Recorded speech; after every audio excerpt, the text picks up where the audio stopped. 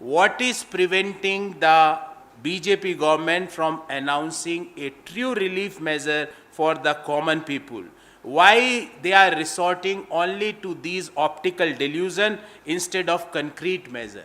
हमारा पहला सवाल ये है कि आप हिंदुस्तान के लोगों को महंगाई से वास्तविक राहत क्यों नहीं देना चाहते?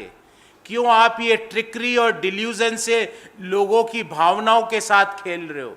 पहले 60 दिन में 10 रुपये बढ़ाओ और फिर 9 रुपये वापस ले लो, तो अभी भी 1 रुपया बढ़ा हुआ है। और ध्यान रहे, मार्च में भी कीमतें कम नहीं थी।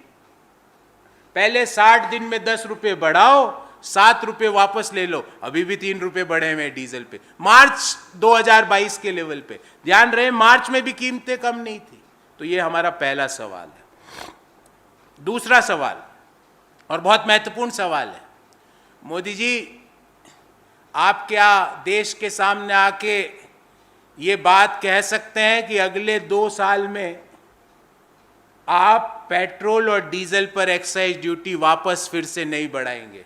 क्योंकि हमें पता है आप क्या करोगे, क्या करेंगे वो मैं आज आपको बता देता हूं। जैसे ही अंतर्राष्ट्रीय बाजार में कच्चे तेल की कीमतें कम होगी, मोदी जी की एक्साइज ड्यूटी बढ़ जाएगी, क्योंकि लोगों को राहत देना उनका ऑब्जेक्टिव नहीं है। So our second question is that will the BJP government guarantee that the excise duty on petrol and diesel will not increase in next 2 years? Point number 3, what measures are being taken by government to bring down the inflation between 2 to 6% as targeted by Reserve Bank of India?